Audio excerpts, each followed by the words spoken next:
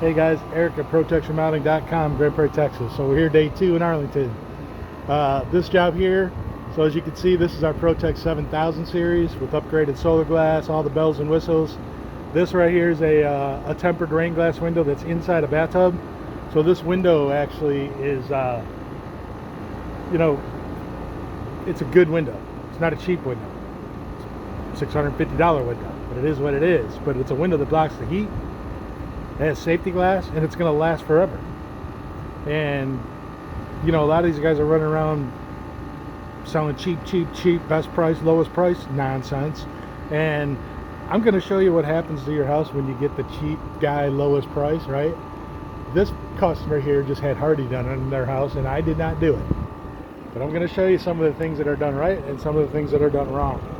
So here's one example of the way it's done wrong. They overlap the trim boards onto the Hardy. That is a no-no. James Hardy says that you put your trim boards on first, then your siding, and you leave a 1/8 inch minimum gap here and a 1/8 inch minimum gap here, and you put step flashing behind it, and then you caulk it, and that's correct installation. This is incorrect installation. You get driving rain coming in like this, it's going to get behind there. What's on the back side of this Hardy board right here? Nothing. It's concrete. And guess what concrete's made out of? Sand and water. Just like this right here. Look, people say, oh, Hardy doesn't absorb moisture. Well, there's no paint right there.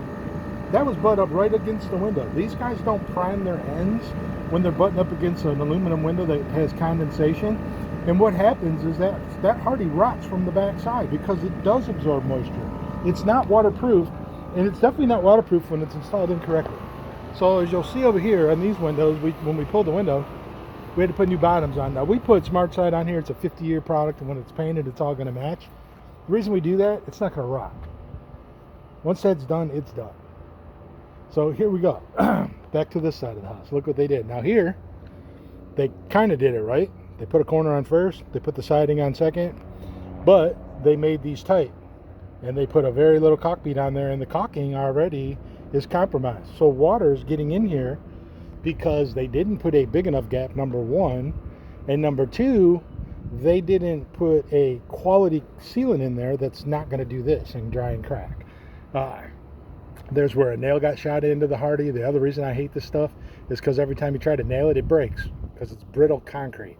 And you should see what happens when hail hits it. It falls off the wall and ends up on the ground. But that's supposed to be fixed. These are supposed to be covered with sealant. You can't just leave them like that. Hardy will not warranty this product when it starts to rot off this house because it was installed incorrectly. Up here where the arch comes together, you can see they just pieced it together. Sorry, I'm blinded by the sun. You can see that they just pieced it together. It's half falling apart. There's gaps everywhere. On the top of this one here, they put a seam right over the top of a window where it doesn't belong. We're having Hardy 101. This one here, they seamed it.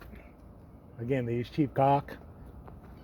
On this wall, if you look up the wall, all the seams are compromised. This is a new Hardy job, by the way. All these seams are compromised with the caulking because they use cheap caulking, number one. They didn't put step flashing behind it, number two. And they didn't leave a big enough gap for the caulking to seat into. 1/8 to 3/16 gap is what it's supposed to be. So when this rots off this lady's house, Hardy's going to say, sorry for you, we don't cover it. Over here, because they're being cheap and didn't want to buy any extra boards, what do? They put a seam right there. So instead of having a solid board with no seam, they seamed it. And they did the same thing on that side. These boards come in 16-foot lengths, so there's no excuse for doing that. But when you go price shopping and you go cheap, then this is what you get. So on this one, they didn't do that, which is good. But again, you can see up here the caulking. Now they left a big gap. It doesn't look like they even caulked that one at all. So the caulking is better, but still compromised. They probably used $2.50 a tube gap caulk on this job, I would imagine. That's what most of them use.